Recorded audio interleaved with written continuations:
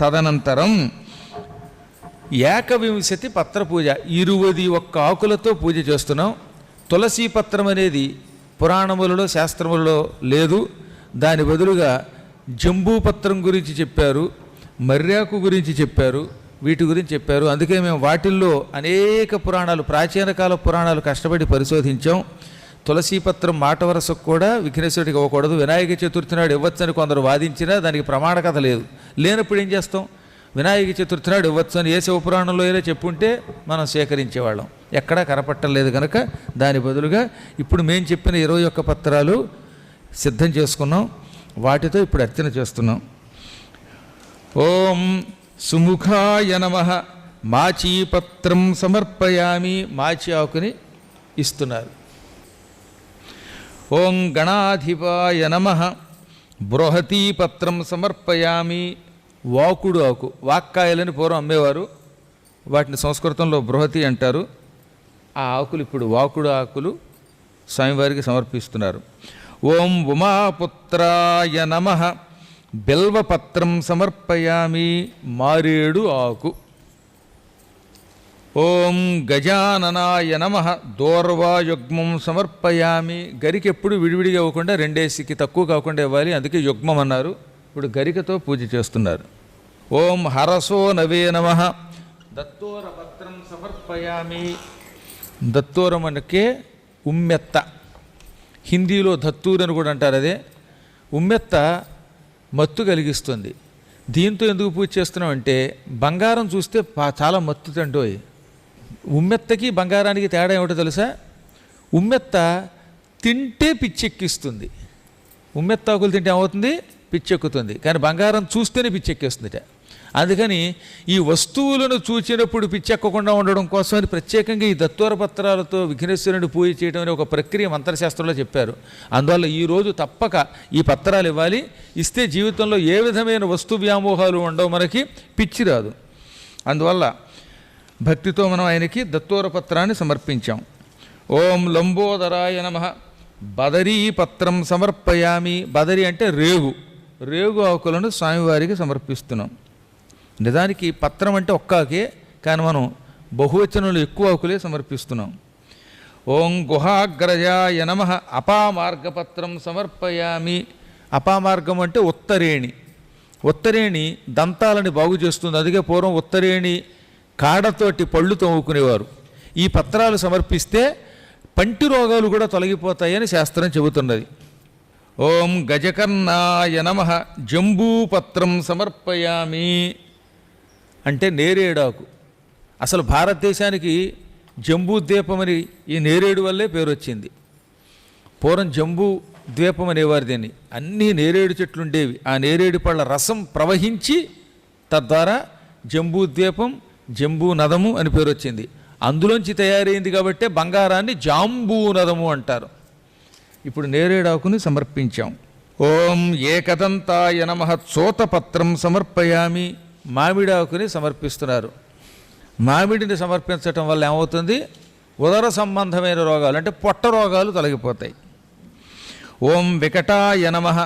కరవీరపత్రం సమర్పయామి.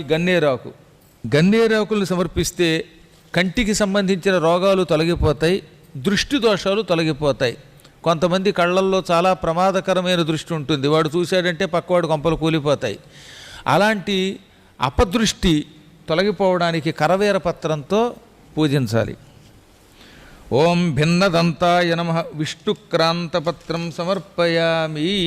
విష్ణుక్రాంతపత్రంతో పూజ చేయడం వల్ల శ్రీమన్నారాయణ కటాక్షం కలిగి సంపదలు వస్తాయి. పూర్వకాలంలో ఈ పత్రాలతో పూజ చేసిన వాళ్ళు కటిక దరిద్రులు కూడా సంపదలు పొందారు.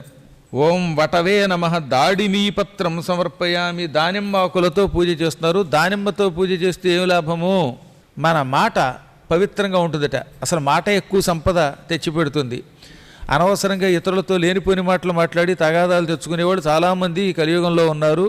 అటువంటి వాళ్ళు దానిమ్మాకులతో విఘ్నేశ్వరుని పూజ చేస్తే మంచి మాటలు వస్తాయి. మాటల వల్ల ఇతరులతో స్నేహం ఏర్పడుతుంది. స్నేహం వల్ల సంపదలు పొందుతారు. ఓం సర్వేశ్వరాయ నమః. దేవదారు పత్రం పూజయామి. దేవదారు పత్రం లేక దేవదారు పత్రం దొరకకపోతే వటపత్రం కూడా మర్యాద కూడా ఇవ్వచ్చు. దీనివల్ల ఏమిటి? చిరంజీవిత్వం వస్తుంది. దేవదారు కానీ వటపత్రం కానీ రెండింటిలో ఏదైనా సరే ఆకుతోటి, మర్రి ఆకుతో కానీ దేవదారు పత్రంతో కానీ భక్తి శ్రద్ధలతో విఘ్నేశ్వరుని పూజిస్తే మార్కండేయుడిలాగా మంచి ఆయువు కలుగుతుంది, అకాల మరణములు ఉండవు, ఆత్మహత్య చేసుకోవాలనే కోరిక రాదు. ఓం బాలచంద్రాయ నమః. మరువక పత్రం సమర్పయామి. ఇప్పుడు మరొక పత్రాన్ని సమర్పించండి. ఓం హేరంబాయ నమః. సింధువారపత్రం సమర్పయామి. వావిలాకు. ఈ వావిలాకుతో పూజ చేయడం వల్ల స్త్రీ పురుషుల మధ్యలో ఐకమత్యం వస్తుంది. భార్యాభర్తలు ఒకరికొకరు దూరం అయిపోరు, ఒకరు ముందు ఒకరు వెనక కాకుండా కలిసి ఉంటారట భక్తితో చేసినట్టయితే. ఓం సోర్పకర్ణాయ నమః. జాజీపత్రం సమర్పయామి. జాజితో పూజ చేస్తే శరీరానికి దుర్వాసన తొలగిపోతుందని, కొంతమంది శరీరానికి తరచుగా బ్యాక్టీరియా వస్తుంది, బ్యాక్టీరియా వల్ల సూక్ష్మక్రిముల వల్ల రోగాలు వస్తాయి, క్రిముల వల్ల శారీరక రోగాలు తొలగిపోతాయి, చర్మ వ్యాధులు తొలగిపోతాయి జాజి పత్రంతో భక్తితో విఘ్నేశ్వరుని పూజిస్తే. ఓం సురాగ్రజాయ నమః. గండకీ పత్రం సమర్పయామి. ఏనుగు చెవాకంటారు దాన్ని. ఈ ఆకుతో పూజ చేసినట్టయితే ఈ రొంప వల్ల వచ్చేటటువంటి తీవ్ర రోగాలు తొలగిపోతాయి. కొంతమందికి ఇసినోఫిలియా అని, అదేదో సైనస్ అని, ఇటువంటి దిక్కుమాల రోగాలన్నీ దీనివల్ల తొలగిపోతాయి. చెవుడు కూడా తొలగుతుంది. ఓం యభవక్త్రాయ నమః. శమీపత్రం సమర్పయామి. జమ్మి ఆకు. జమ్మితో పూజ చేస్తే అనుకున్న పనులలో దిగ్విజయం లభిస్తుంది, అపజయం తొలగిపోతుంది. ఓం వినాయకాయ నమః. అశ్వత్థపత్రం సమర్పయామి. రావి ఆకు. రావితో పూజ చేస్తే ఏదో ఒక జన్మలో వైకుంఠానికి వెళ్ళి తీరుతాయంట అశ్వత్థపత్రంతో పూజ చేస్తే.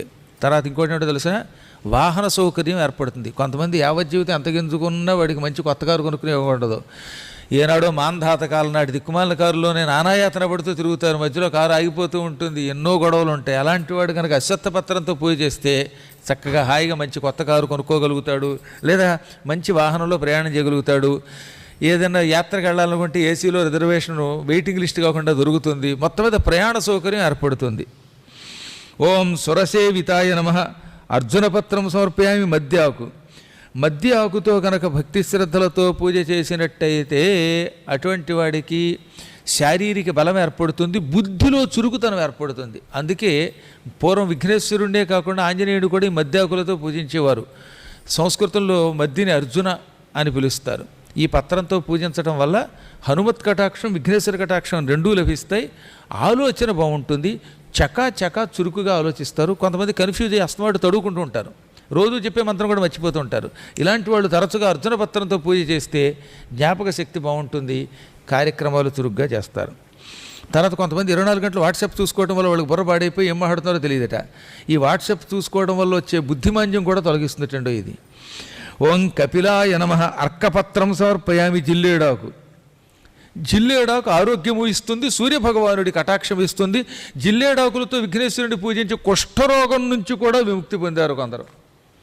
తెల్లమచ్చల రోగం అని ఒక రోగం ఉంటుంది, ఆ రోగం పోవడానికి ఆకులతో పూజ చేయమన్నారు.